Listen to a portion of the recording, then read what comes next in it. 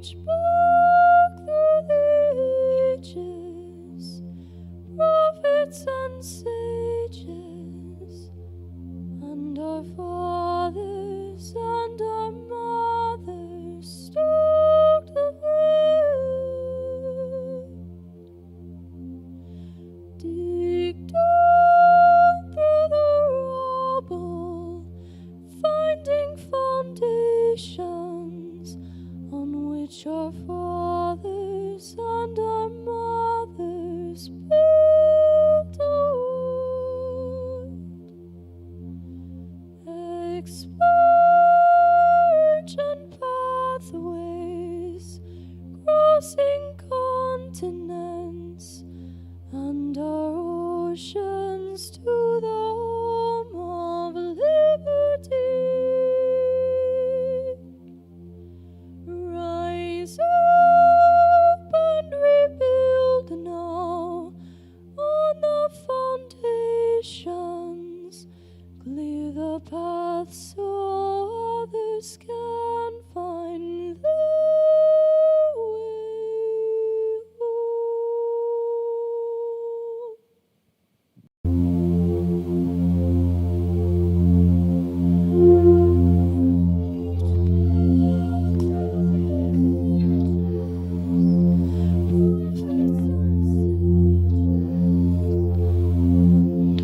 Hello, everyone. Welcome to Taproot, where we plumb the depth and encompass the breadth of liberty. My name is Todd Williams, and I'm honored to serve as your host. My co-host today is Marshall Wilson, husband, father, citizen teacher, and former state legislator, infantry officer, and former missionary in the Peruvian Amazon. Marshall, how are you doing today? I'm doing great, Todd. How are you? I'm doing great, thank you. Got your coffee? I do have my coffee. Yeah, I got some stuff here. I got to eat with a fork. It's nice. I like it. Okay, it's a little crunchy, chewy. Okay. So in today's episode, we're interviewing a friend of ours and a special guest, Roy Ramey from Cabell County, West Virginia. Roy, it's great to have you here with us today. Could you please introduce yourself and tell our listeners a bit about you? And show everybody your coffee cup. Oh, yeah. Yeah, right here. And I want to let y'all know, Roy is a Marshall grad, and I gave him the choice between these two cups of coffee, and he chose the West Virginia the WVU cup. So that's all right. I'm supporting the other side of the state now today. So. Hey, yeah, Todd and Marshall too. It's a real honor and privilege. I've really appreciated working with you all in the past on some events and projects and programs together, and to be on your show, especially one of the early shows, is a real honor to be here. So thank you for having me. You ain't special. I mean, we'll invite anybody. Oh, I didn't say I was special. We invite anybody who has the temerity to run for office in West Virginia, or as I like to say, to stand for election in West Virginia. We'll get them on here to rake them over the coals. We don't care. Cool. So prepare yourself. You're about to be raped. I've been raped, so bring it. Don't make it easy on me. Okay. Anyway, thank you for having me on the show. Yeah, we're glad that you're here with us. So, Marshall, I believe that you probably have some questions for Roy. Actually, Roy, go ahead and tell us a little bit about you. That was where we were going, and we got sidetracked. A bit about your career, your interest in agriculture, how you became interested in, and what some of your interests in farming and agriculture. Sure, thanks. So, I'm a proud family man. I have a wonderful wife who I don't know what I would do without her in this life. She's the foundation of our home for sure. And I have a wonderful teenage daughter who we homeschool, and she's turning out to be just like me. And I don't know if that's a good thing or not. But anyway, I'm proud of her either way. I'm a combat veteran. I spent 33 years in the Army. I've been on active duty in the National Guard and Reserves, and I was super proud to be able to serve the people of this country, and I felt compelled that was what God wanted for my life. And now I'm retired, and so I'm moving on to serve in a different way, but still serving. And I've been farming for the last several years. I grew up farming, but now I have my own farm, and we've had a lot of problems in the farming industry and with the food regulation, and that led me into what we're actually going to talk about today to help get government out of our farming business so much and get us to restore freedom. I'm a constitutional conservative. I believe the government's role is to protect our inherent natural rights, and that they're not supposed to be weighing us down with all the regulations and burdens that we have. Just protect our rights and stay out of the way. My mission is really to reduce the government regulations and to empower people to have the opportunities that they see for themselves, and to empower more young people to go into farming and food production overall, to improve the quality of our food production and to produce food more for our local communities. It'll build a strong economy, and it also builds security by doing that. So that's the mission that I'm on right now. Prior to running for office, I've been on a mission to educate people in that. We educate our consumers and other folks in the community. And so everything just kind of nests together and fits as a common mission that supports all the same goal. All right, you ready?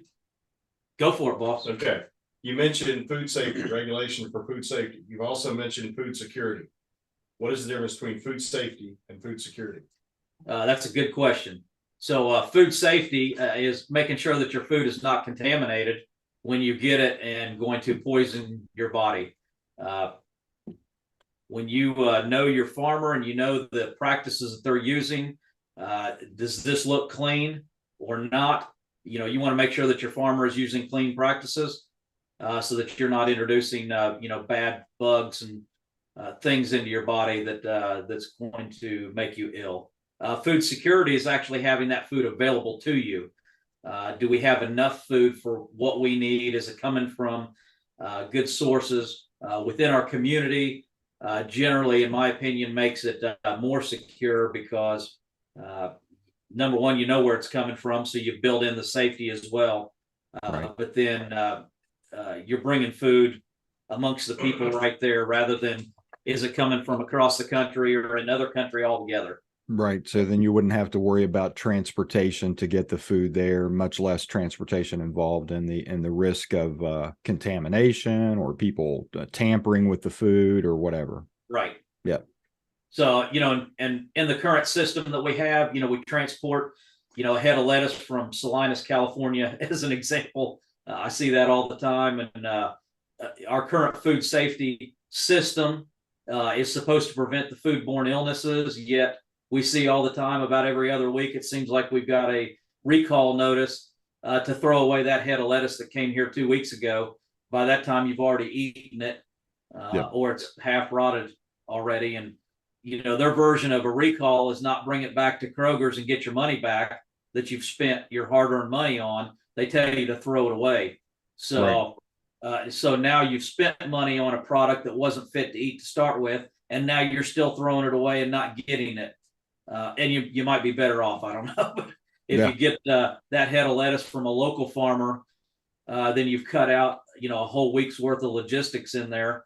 And you might actually know who John Smith is that grew that lettuce, and you're supporting his farm.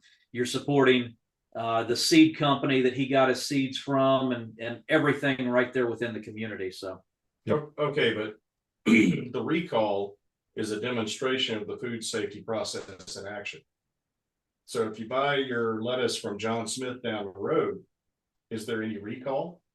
Is there anyone standing there between you and John Smith saying, hey, you need to check this lettuce out, it might be bad? There's a little individual responsibility in your food, and we have abdicated that responsibility over the last 50 years or so in the current model that we have. And you have to take some responsibility for yourself.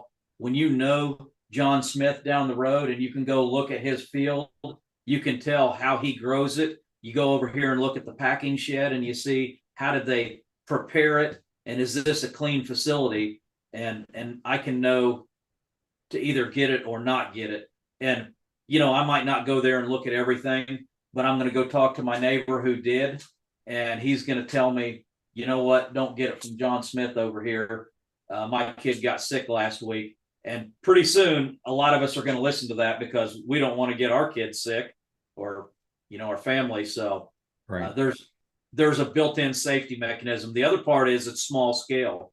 So when that happens at a one producer, then you've got it in a small local area. You don't have it going across the whole country, as in the example of Salinas, California. Where all did that lettuce go that was, truckloads and rail loads of produce? Where did it go? Sure. Who got it?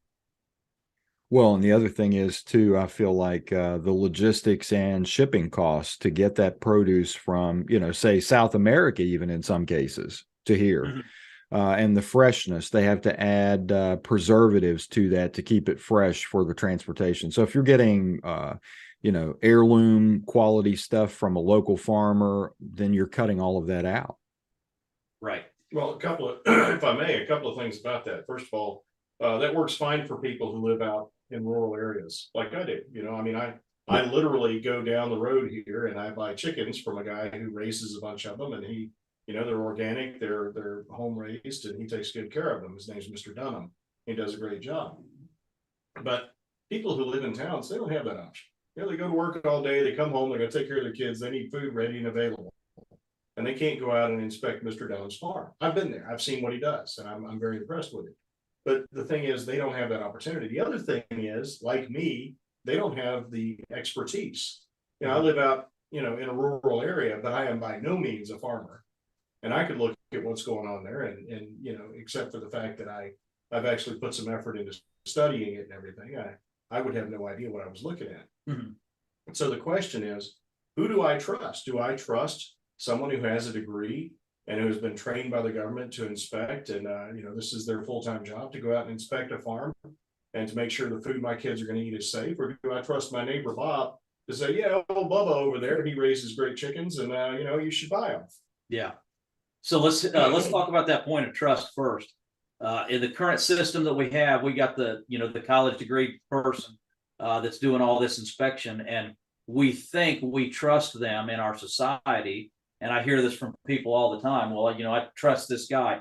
Or you hear from the other side that, like you go to the meat processor, for instance, and he'll tell me an example of these very inspectors who don't know the difference between a steer or a heifer or a bull. Are you telling me that's actually happening? That is actually happening. Someone who's processing? Yes, I do. Wow. That's a local processor. That's anecdotal. I can't argue with it. I can't say that it didn't happen. And those are our government inspectors who come in and don't know the difference between one cow versus another. Okay, so that's happening. All right, fair enough. So let's say that I live in town. I want my kids to have good food. Mm-hmm. I want to buy local. I want to buy fresh, right? Mm-hmm. But I don't trust myself to inspect the food because there's I understand. I don't have a microscope. I don't know what's growing on these plants, and or even in the meat, and I want my kids to be safe, right? So is there a method for private inspection and then a way for it to be paid for? So let's say we have farm markets out here, and they're beautiful, they're wonderful things. They're not only farm markets, but they're involved in agritourism, and they bring people in. Where we're at in the Eastern Panhandle, they bring in people from Western Maryland and Northern Virginia, which is great. Lots of money coming into Berkeley County. But the thing is that they count on the government inspection to ensure those who come in to buy from them, who are not farmers, who don't know what they're looking at, to ensure that they've got safe food. So, you talk about food security, which is basically food being available, which I'm a national security guy, and I recognize that as an issue. But if it's not safe, you don't have food security. You just got a bunch of poisonous garbage. So is there an option for, say, these farm markets to have inspections and to how do they pay for that? Where does the money come from? Mm-hmm. Does the money they save by not paying the taxes to have the inspectors come out, or whatever else goes into that, do they actually pay the federal inspectors or the state inspectors to come out? Yeah. So let's start with the point of private options. So let's take the electrical industry. There is an organization called UL, and they inspect different electrical Underwriters components. Correct. Okay. Correct. And that's a voluntary program. So if you create an electrical gadget, say an outlet, electrical outlet, then you can send it to them. You're paying for them to evaluate the safety of that device based on how you've manufactured it. You're not paying for them to endorse it. You're not. But when they say this meets the criteria for safety, that we being an underwriter laboratory says that this is a safe product, then they'll allow you to put their tag on that. So you get your outlet here in Lowe's or Home Depot or wherever you get, and you see UL, then you as the consumer can know this is a safe product because I have an understanding of what UL is. So who establishes the standards by which they grade? Is it UL? So the scientist at UL. The UL says, here's what we represent. And so as a consumer, you can look at what those standards are. We can do the same thing for food safety and establish organizations, private organizations who says, here is our safety standards. And then as a consumer, you don't have to know, is this a safe product or not, all those different parts. You just need to know, here are the standards that they maintain. And now when this product has this label on it, I can trust it. Okay, but do their standards have anything to do with federal or state law? They wouldn't have to in the proposed system. If it's voluntary and it's private, it doesn't need to be state. So as it is right now, we do have state and federal, and they're failing. In those examples that I gave you about Salinas, California, that's a federally inspected facility, and they're still sending out food that gets recalled on a regular basis with foodborne illness in some cases for folks who consume that. You have USDA inspected meat that occasionally is contaminated and recalled. So those are government inspected programs. So do we have an agricultural version of UL right now? At this point, we don't have a nationally known program that does that. Okay, but we're talking about the state of West Virginia. Correct. So in the state of West Virginia, let's get back to the city version. We're a small state, and when we talk about cities, we're talking mainly like Charleston, Huntington, Martinsburg are our big cities, and they're still Morgantown. Yep. Weirton, and we're still under 50,000 people at the biggest end of that, and everything else is smaller. So we're not talking about New York City. I absolutely do as well. That's why I'm staying in West Virginia. I might have better economic opportunities to go somewhere else, but I love West Virginia. I love being here and the people and so forth. So we're not talking about New York City sized places. We're talking about relatively small communities, and you develop a farm network around those towns. And this goes back to an old model where you had a town with a network of support businesses around there, and they support that town. Mm-hmm. If the town is too big to be supported, it's self-limiting unless we develop the industrial system. And I'm not proposing to get rid of the industrial system. I'm proposing a parallel economy where we can have the industrial system. If you want to go buy your products at the big box store and get these things that you have a trust in, God bless you and go for it. I'm proposing to have a parallel system to where a small farmer can support their local economy in their community, and consumers can get those products as well based on their choice. And you don't have to depend on a governmental system propping that whole thing up. Okay, so I want fresh, local, safe food for my kids. Yep. Right. I love the farmers. There are some great farm families that have been here forever in Back Creek Valley. They're great folks. I want to support them. Yep. And I know they grow good food, and I want it for my family. Yep. But I want to know it's safe. And look, they're great families. I love them.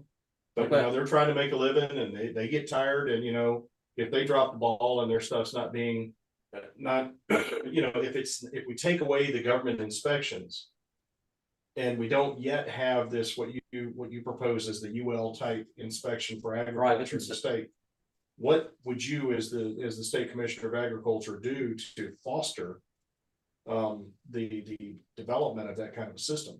Or do you think that it's the government's job to foster that? So I think it's the government's job to protect our rights, as I said before. And when you get out of the way, the free market will develop systems that are necessary for itself. And when you get out of that way and a consumer like yourself wants this, somebody is going to be an enterprising young man or young lady and say, hey, here's an opportunity that I can find my place in this society and create such an organization. And now I found my place in the world. So it's free market. This lady who did 4-H in high school, grew up on one of the local farms, went to college and got an ag degree, comes back and says, I will be the inspector for the products coming from these places, but you know what, the local farms pay me, and that's going to cause a bump in your prices. If you want to buy the thing with my little inspection label on it, you have to pay for my services as an inspector. But Right. It's going to be inspections that are based on actual science rather than legislation, Right. which is of course political, which of course has very little to do with reality. It has to do with who can push the legislation through, and I'm speaking as a former legislator. Right. And not only that, but you know, we're paying an independent private entity to provide the service for us. That's Is that correct. what you're proposing? Pretty much on track. Go ahead, Todd. Sorry. No, I was going to say, and Roy, wouldn't you say it's kind of similar to organic certification? It would be similar. The problem with organic certification is the government took it over. Right. I was going to go on to add that. The program was awesome. It originated in a fantastic ethical model, and then the government hijacked it and ruined it. Exactly. Now, so how do we pay for this? Well, for one thing, if we don't have a government institution doing this, we can reduce taxes. And so some of that tax money that's now being spent can go to a private entity who really does the job that we're expecting them to do. Right. Okay. So that's how we pay for that system.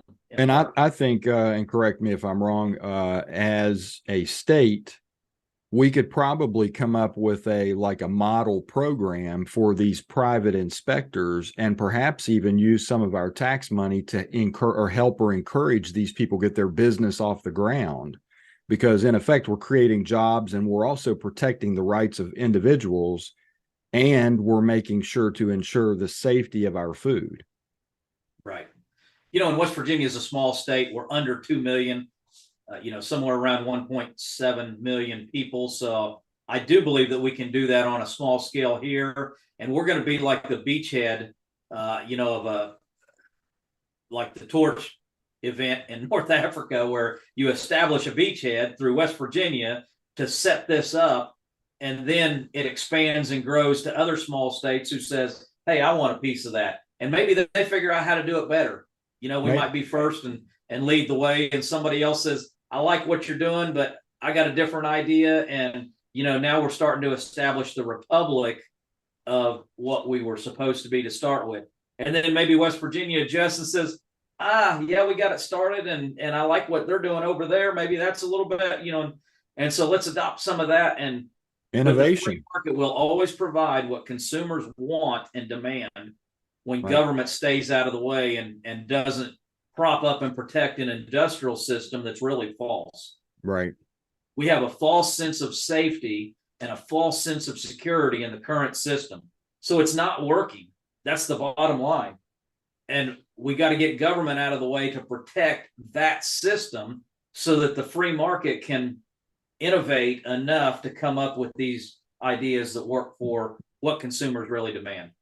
Well, that's right. And I think, you know, we could look back and see the federal government subsidizing farmers. I think that's crazy. I feel like that there doesn't need to be a federal Department of Agriculture. It should be handled at the state or even at the county level. So, yeah, Go ahead, Marshall. I think you had another question. Yeah, if you don't mind. Okay, so we talked about the direct from farm to my family. But a lot of these agricultural products need to be processed. So we buy local beef. We have a friend who raises cattle, and you know, he sends them off to be processed, and we have to let him know months in advance when we want a side of beef, because you know, he's got to coordinate with the inspector, with the slaughterhouse, and all this kind of stuff. Right. So if we had a small time operator here in Berkeley County, under this system of voluntary inspection, you know, in other words, I'm the consumer, I demand that my food be safe. Sure. And then we've got a local inspector who does this for a living. as a private contractor. And then of course, people wonder, well, what if your private contractor fails? Well, who holds the private contractor or holds the private contractor accountable for the failure to complete that contract? Is that then where the government comes in? You sue them in court? Well, how do we take care of other contract law issues? Okay, I think you've answered that question in there. That's how we uphold that. Okay, so if the government people. fails to uphold its contract, how do we hold them accountable? Well, in theory, we should unelect them and put somebody else in. Right. So you fire your government employees, and you get new ones. Okay, so once again, this is me dealing with my local farmer, and we together make a contract with a local slaughterhouse. Does that seem like it would work given your private contractor inspector? Yes, I believe it absolutely will work. It's going to incentivize more slaughterhouses to open based on the demand. And you might have some communities where there is no slaughterhouse because there's not a demand. Folks just want to stay in the industrial system, and that's fine for that. You got other communities where there's a lot of cattle and a lot of hogs, and they want to get their product to local buyers. And I think somebody's going to say, you know what? It takes a year to get into that slaughterhouse. Maybe my facility over here can work to create some opportunity, and I can cut that time down. Okay. There's enough demand to go around. Okay, so the next level, of course, in the market is retail. So I don't want to buy a side of beef. I want to go get a pot roast. Yep. And I go to my local farm market and I want a packaged, pre-cut, ready to go pot roast. Yep. That looks like it was never part of an animal at all. Right. And but I do want it to come from a local farm. I want it to be fresh, and I want it to be clean and safe. Right. So does that, can the retailers who are running businesses who are being supplied by local farms, can they be assured through this private contractor inspector that they're receiving a product that they can then put on the market to whoever's willing? Like I said, our local farm markets have people coming from Maryland and Virginia. Right. So people come across state lines to purchase here. Does that work? Because I understand that once you make a sale across state lines, that does become the purview of the federal government. Right. So would our local retailers be protected if people came from outside the state and purchased from their facility something that was locally inspected and processed? So right now we have, just take the current system, we have 3 levels of inspection for meat. You've got federal inspection through the USDA, state inspection through the West Virginia Department of Ag, and custom slaughter. Custom slaughter is designed for you buy an animal, a hog or a cow, and have it processed at the slaughterhouse, and you're taking it home, and it's not for resale. You can divide that. Me and you can go in half and half on it, or we can do quarters. You can't get down to the individual, pound of meat. If somebody wants to buy a pound of hamburger, well, if it's safe enough for 4 of us to go together and buy this cow, because we're saying under this exact model, it's safe, right? If it's safe enough for that, then why can't we sell a pound of hamburger to the guy that wants to buy a pound of hamburger? Well, I agree with your logic. The question is it feasible in the marketplace to do that without getting, without losing your business to the government for, Well, they're not losing their business as it is right now by selling a whole animal or quarters to people. So they could just sell a pound of meat. Okay, but once again, I understand the logic, the logistics.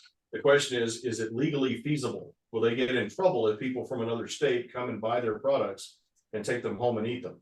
So if they're only locally inspected, not state inspected, not federally inspected, locally inspected by a private inspection contractor. And people from out of state right now. I'm sorry, Todd. And people from out of state are buying them. So I have a question too that I wanted to throw in real quick. Didn't Thomas Massey try to introduce some legislation called the Prime Act? Correct. That deals with this? And yeah, I'll address that. And I was going to bring that up. So under the current model, if I want to sell out of state, I have to be federally inspected, meaning I'm taking my product to another state to sell. Right. If somebody comes to my state, then it doesn't matter. They can buy under my state inspection as it is. It doesn't have to be federal because they came to my state to buy and took it home.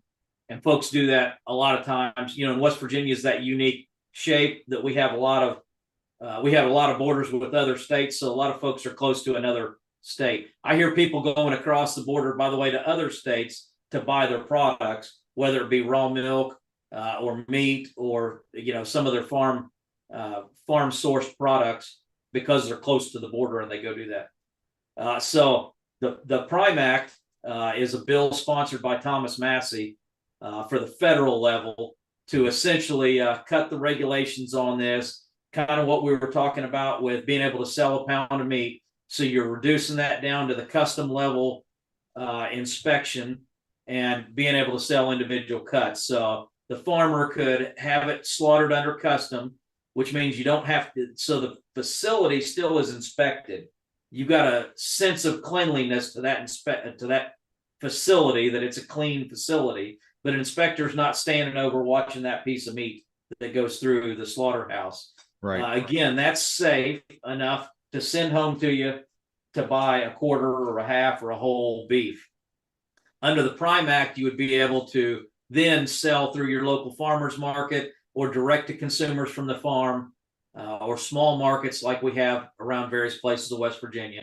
It's not going into the industrial system. You know, we're not putting it under a big label at Kroger's, for instance, under, you know, like the Black Angus logo or something, where 1 pound of hamburger has parts of about 100 different animals actually incorporated into that, because they all went into a big vat and were incorporated together. This would be, you could sell a pound of burger or a pound of roast from an individual animal in your local community with reduced regulations. And I support that as a federal legislation, and to bring that in as the comparative state level legislation to support that as an incorporated measure.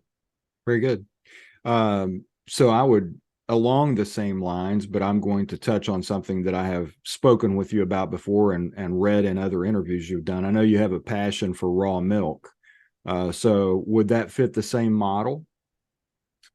Pretty close. So again, let's go back to the principle. The principle is a free market, and let people decide for themselves what level of risk they're willing to take. There's a lot of contention with raw milk, and I would never cram a product down somebody's throat that they don't want or feel comfortable with.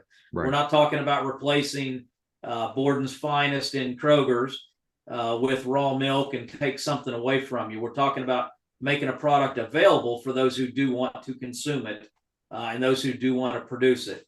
So I have neighbors down the road. By the way, I don't want to do dairy. I farm and do a lot of different things, but that's not an area that I want to pick up. So, you know, I'm not going to be able to have milk for my family under the current regime that we have. So, but I do have a neighbor who would. You're not going to be able to have raw milk for your family. Raw milk, right? Correct. Okay. Yeah, I'm sorry. Glad you corrected that. Just want to make sure. So as it is right now, if my neighbor wanted to produce milk and wanted to sell it to me, and I wanted to go buy a gallon of milk from him, it's as illegal as moonshine. Yeah, which is ridiculous. There is a herd share program, and I was part of getting that legislation passed several years ago. There was a group of us that went together, and we had 2 bills. We had an open sales bill, which means you could just buy an individual gallon of milk when you wanted to buy it. And then we had a herd share bill. And the idea was that if we couldn't get one passed, at least we might get the other one passed.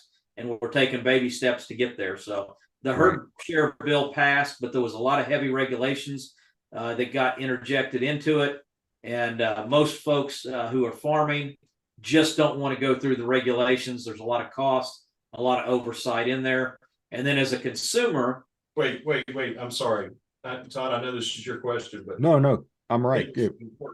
So as a principle, you're saying that the increase in regulations decreases the number of people who are willing to produce, which decreases the production, which does what to the cost? It raises the cost. So now there's less in the environment to buy. You've only got a few registered herd shares, and there's a lot of folks in West Virginia that are going to other states to buy raw milk because it's available there and it's not available here. And when you do buy it here, for the few people who do produce it, I hear stories of folks driving over 2 hours to get a gallon of milk and they're paying, anywhere from $5 to $12 a gallon. How much are they spending on the gas to get there? Plus the gas, plus their time. People's time is worth something. What else could they have done with their time? Yeah. Nobody would think that they've got to drive 2 hours to get groceries. Well, I mean, imagine that. when you get down to brass tacks, time is our most valuable resource, period. Right. I've only got 24 hours a day, and I've got to figure out how I'm going to spend it. Right. So, sorry. Thank you. No, that's all right. So yeah, the increase of regulations has contributed to reduced availability. So I got a neighbor who would love to produce raw milk and sell it to other neighbors in the community, and then they could have an income that helps, build their own life and give them something that they could do. And if we were to do that right now, that would be illegal. So right. We're trying to create opportunities for more people. I'm willing to buy it, and nobody's cramming it down anybody's throat. I can't go down and force another farmer to start producing this, but in a voluntary system, when they're willing to do it and I'm willing to buy it, then I just want the opportunity to do so in a free market economy. When part of the problem with the herd share also is you're spending money to pay the maintenance cost of the animal because you own part of the animal allegedly, and you're getting in exchange for that roughly a gallon of milk a week for that share. Well, how many people aren't trying to get out of their timeshares that they got into with condominiums, vacation condos, because it's not a model that most people want to be in. So they get into it and realize, oh, this doesn't work so well. I'm not going on vacation anyway, and I'm paying for this. Well, in the raw milk, it's the herd share. It's a similar concept. You're paying for something even when you don't need it. So I go out of town for a couple weeks. Maybe I'm on vacation, going to visit family, and the farmer still expects me to pay for that herd share, and I don't need the milk during that time. What about during holidays or a period of time that I want to do more baking? And, I need 3 or 4 gallons of milk. Well, I don't want to just buy 4 herd shares because I can't do that for the week. Right. I just need to be able to buy extra milk when I need to buy it and not buy it when I don't want it. What a concept. Imagine doing that with our other basic commodities. Let's go back to the meat. Do I have a meat share at Kroger's or any other grocery store that, and I use Kroger's because they're a local grocery store to me and they're kind of a national chain. So I reference them a lot. But under the current model, I don't have to go in and buy a set amount every week. Right. I buy what I want, and we're used to that. We're used to those options. So I just want the same kind of option for other products. And we shouldn't have to go to a national chain grocery store to have the same kind of option with our other products. We should be able to go to our neighbor and do the same thing.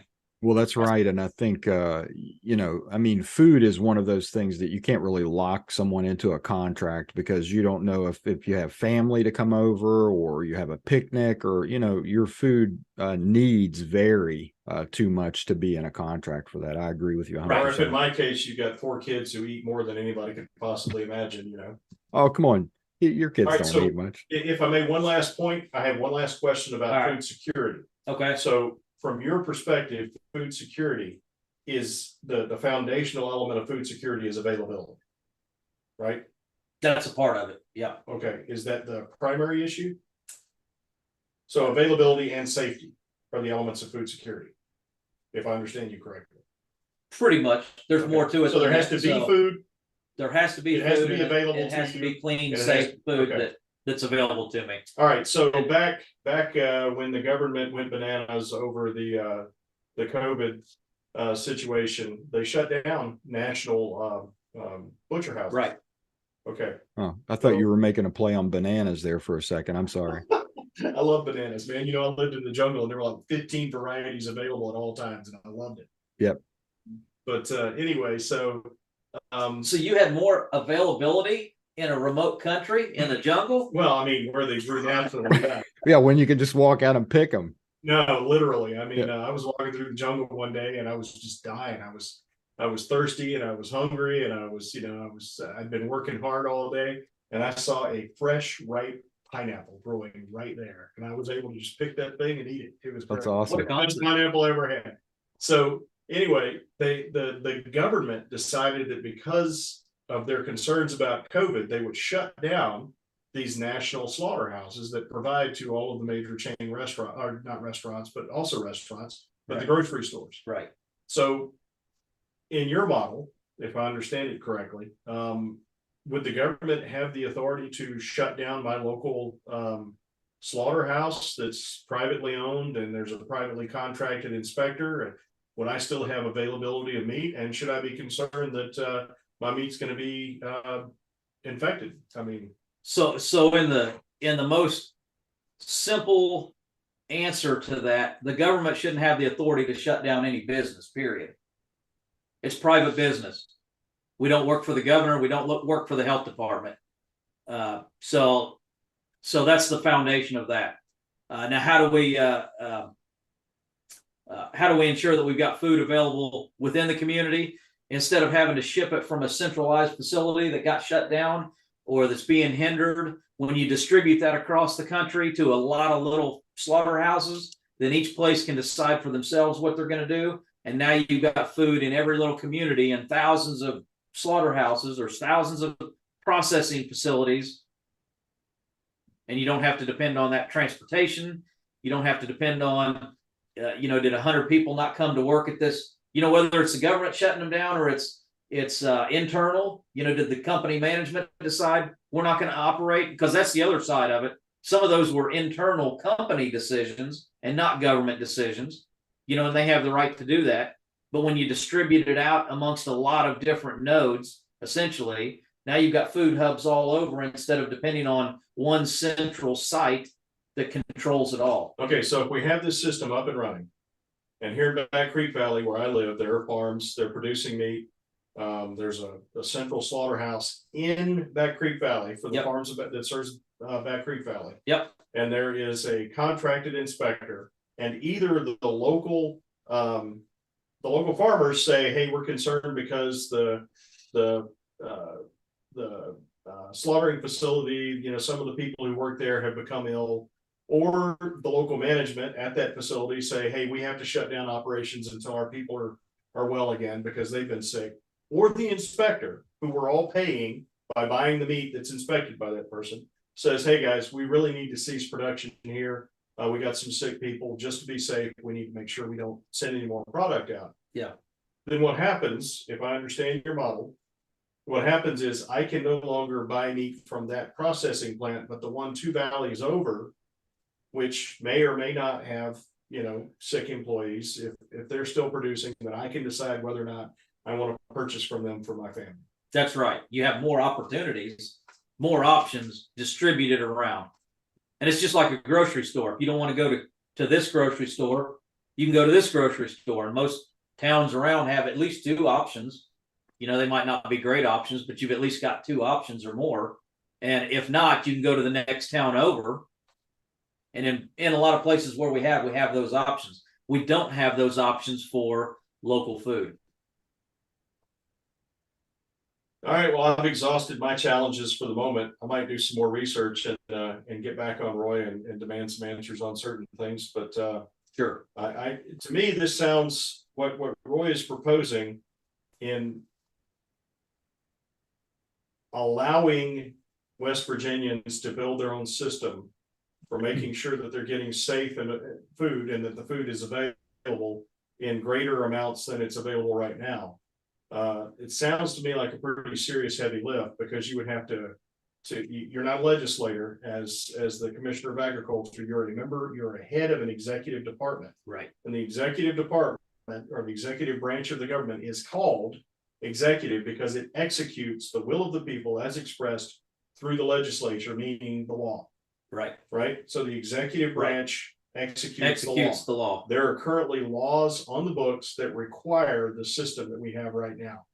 So in order to allow the system you're describing to actually grow, there would have to be legislative action to dismantle not the system that exists, but the requirements for the system that exist. The system that exists could continue existing, if I understand. Right. There simply wouldn't be a legislative or a legal requirement that it exists. Okay? So I'm glad. Let me finish real quick. Sorry. I'm sorry. So how would you, as the head of a department in the executive branch, affect what happens in the legislature? I'm glad you asked that, because I do have a big legislative agenda, both nationally and at the state level. I've been working on passing legislation. I mentioned the raw milk bill that I've worked on for several years. And what happens is you'll find delegates or senators who are willing to take that bill up and say, "Oh yes, I'll be your champion," and I'll get other people on. And you get sponsors and so forth. And then you have an executive that happens to come around, or his representatives, and says, "Kill that bill," or "I don't want that bill to work as you've got it right now. We need to make changes because I don't like it." And so that executive is always looked at as the expert of that given department, and the legislators are looking to them for that advice. So that guy or gal happens to stand in the way of a lot of that legislation passing to deregulate, or in some cases to regulate more heavily, and put those laws into practice. Case in point, there was a new permit that was enacted a couple of years ago when none of us were allowed in the shiny white building in Charleston, and we didn't even know what was going on. So then we got a new permit crammed down our throats for farmers markets. Well, the shiny white building, you mean the Capitol? I'm talking about the Capitol. Yeah. Glad you pointed that out. I intend to reverse those things and be the expert that talks with the legislators and builds that rapport and says we need to undo these things that are better for the people of the state, according to our Constitution and the principle of protecting everybody's innate natural rights. Okay, Todd, if I can, one last thing, I swear, this is it, I'm done. No, you're good. So to get legislation passed, or to get legislation passed to undo past legislation, right? Yep. Past PAST legislation, who holds the power? Well, really, it's the people. Okay. The people who influence their legislators to pass or not pass a particular bill. So do you consider it within your purview as the head of an executive department to engage in direct diplomacy with the people of the state of West Virginia, to inform them of what you're trying to do, and to inform them of who is stonewalling them? Yes. So you would literally say, "Hey, I propose this to the legislature. Yes. These specific legislators are the ones who prevented you from having the opportunity to buy fresh local meat that's inspected by, someone who grew up in your community and is licensed to inspect it." That's correct. And that's Yes. commonly done by a lot of the executive branch. If you're a secretary of, fill in the blank, or in this case, the commissioner of agriculture, everybody's got their own agenda of what they're trying to accomplish, and they need the will of the people in order to make these things happen, or the lack of will of the people in a lot of cases.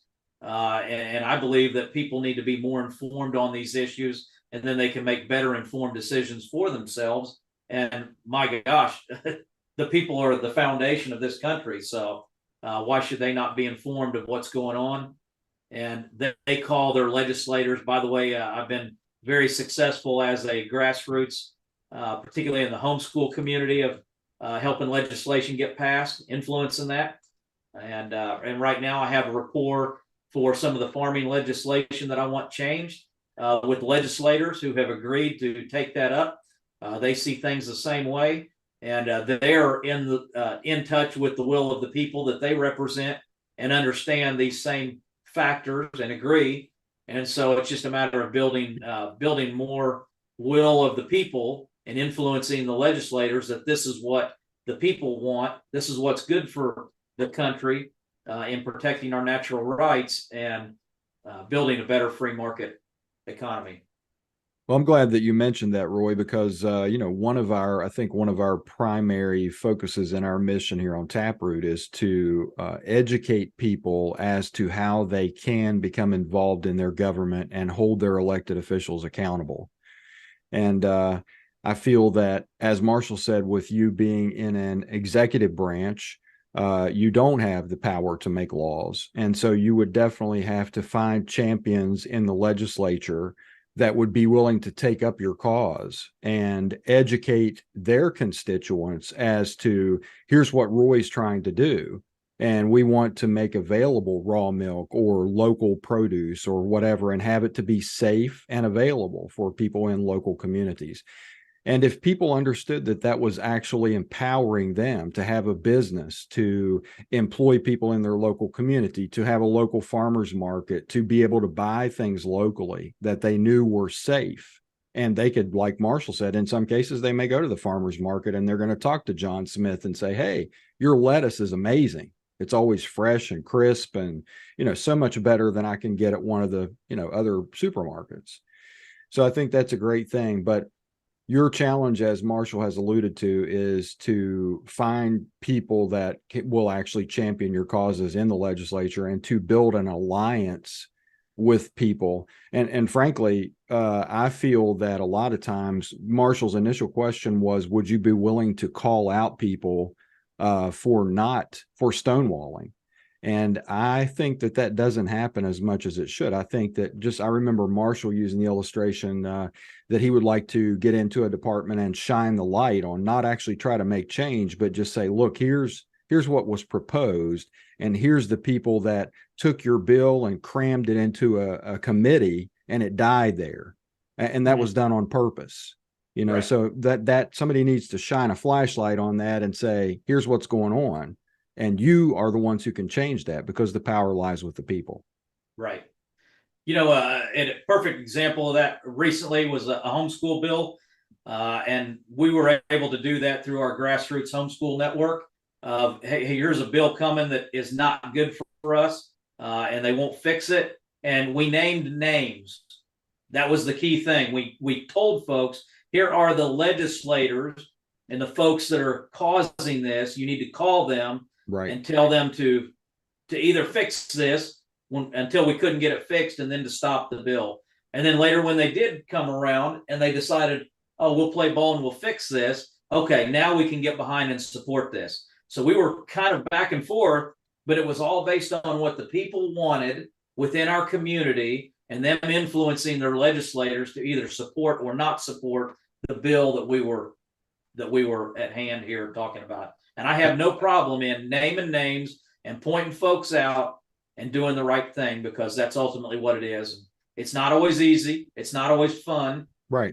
I've spent all my adult life doing things that weren't easy and fun. Sure. And I'm committed to continuing that, because that's just a service to the people and the community that I'm in. It makes a better life for all of us. In conjunction with what Roy's saying here about civic responsibility, the actual responsibility of citizens, we have done an episode on this podcast of how to use the West Virginia legislative website, specifically to find the bills, read the bills, understand the bills, and then hold specific legislators accountable for their actions during the process of that bill's consideration in the legislature. So absolutely, I just thought that was important. Go back. Yes. If you hadn't watched that episode, please go back and watch that episode. It will give you some tools and knowledge that you need to hold your legislators accountable. That's a great point. Thank you, Marshall. Yeah.